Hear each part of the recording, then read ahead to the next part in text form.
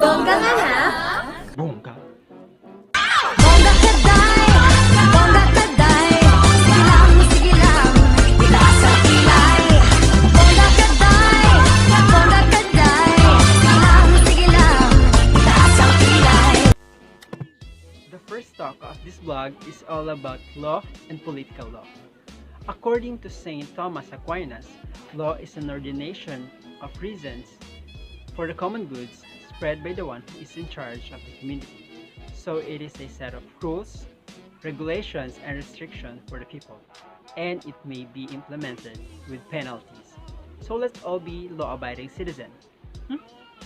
Political law, on the other hand, according to Law Student BlogSpot, it has been defined as the branch of public law which deals with the organization and operations of the governmental organs of the state and defines the relations of the state with the inhabitants of its territory. To simply put, political law is all about the organization and operations of the government.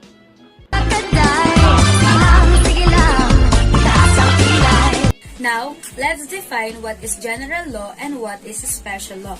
General law is a law which applies to all of the people of the state or to a particular class of person in the state with equal force and obligation. So a citizen's responsibility for paying taxes, following rules on the road while driving, and the use of business licenses are each examples of the relationship between the citizens and government covered by general law. While special law is a law which applies to a particular place or members of the class of person or things in the same situation but not to the entire class, and it is unconstitutional if the classification made is arbitrary or without any reasonable or legitimate justification. So local law, marital law, and conventional law are some examples of special laws. Here are another examples of special laws. Republic Act No. 9346, or an act prohibiting the imposition of the death penalty here in the Philippines. Another is the Republic Act No. 8353, or the anti-rape law. And last is the Republic Act No. 8505, or the Rape Victim Assistance and Protection Act of 1998.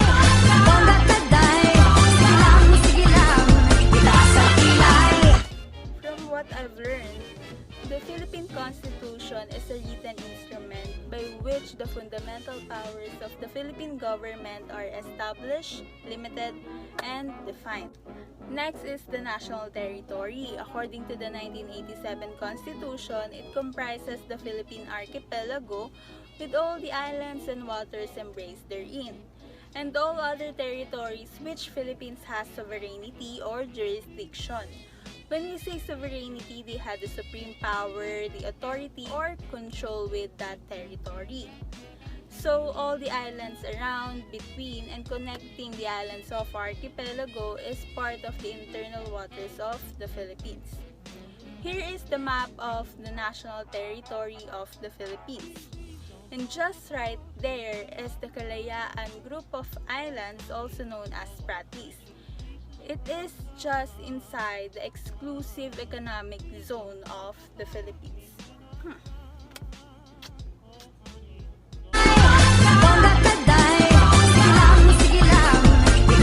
So, this is the three branches of the government.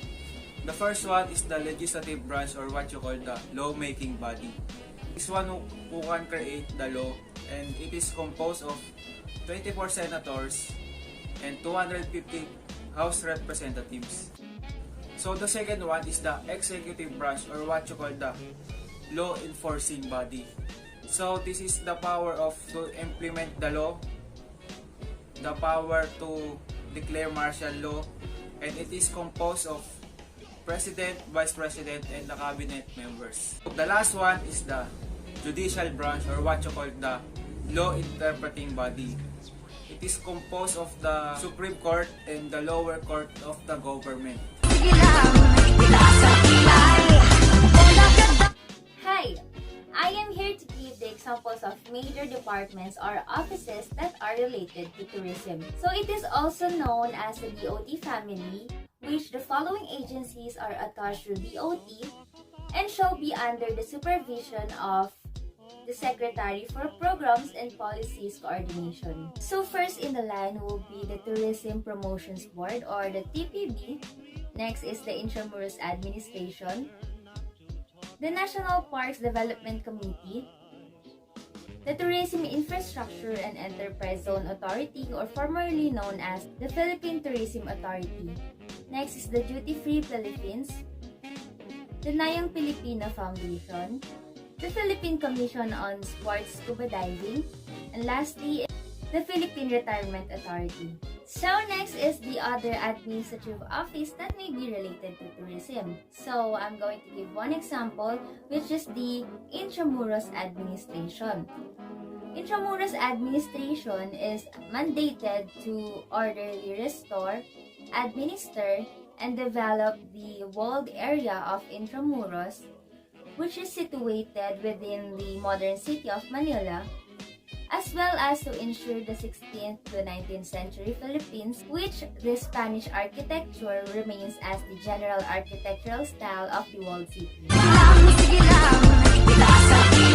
And now, let's go to the history of the Department of Tourism published by Tourist or LINA. In 1952, through the Republic Act No. 710, the Philippine Tourist and Travel Association or PTTA was created to bring together all the organizations and entities that cater travel and tourism.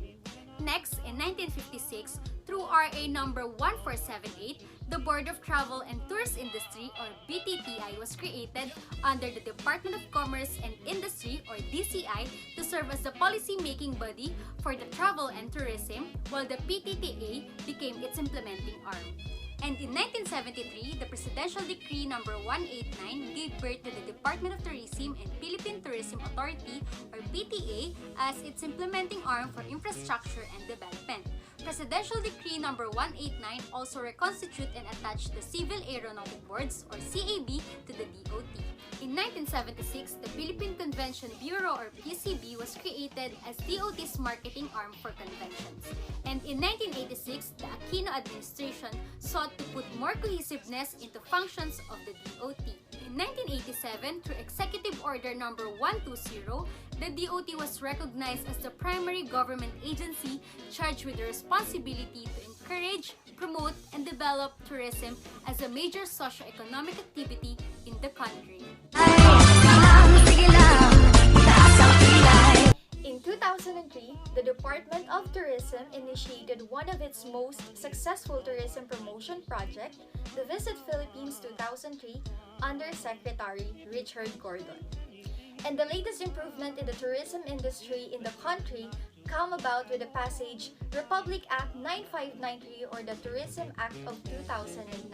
Republic Act 9593 is an act declaring a national policy for tourism as an engine for investment, employment, growth and national development, and strengthening the Department of Tourism and its attached agencies to effectively and efficiently implement the policy and appropriating funds. And now, let's talk about the laws that are related to tourism. The first one is the Republic Act No. 9593 or the Tourism Act of 2009 that acknowledges tourism as an indispensable element of national economy and an industry of national interest and importance. Second one is the Republic Act No. 10816 of Farm Tourism that promotes environmental friendly, efficient, and sustainable farm practices. It provides alternative recreational facilities and farm tourism activities and promotes health and wellness with a high-quality farm-produced food. Third one is the Republic Act No. 1478 that created the Board of Travel and Tourist Industry to regulate international travel and tourism with a view to the development of a prosperous Philippine tourist industry.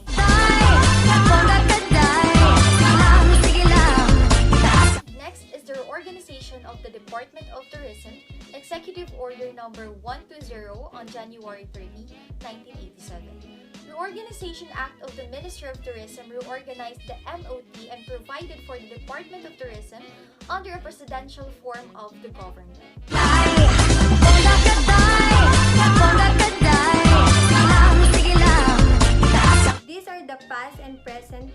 projects and programs. Visit Island Philippines 1994, Miss Universe 1994 or the 43rd Miss Universe, Floricultura 98, an international horticulture exhibition, Expo Filipino 1998, a Philippine Centennial Exposition, followed by 1998 Philippine Centennial Celebration. World Exposition 2002 Manila, but it was cancelled due to financial problem of the government.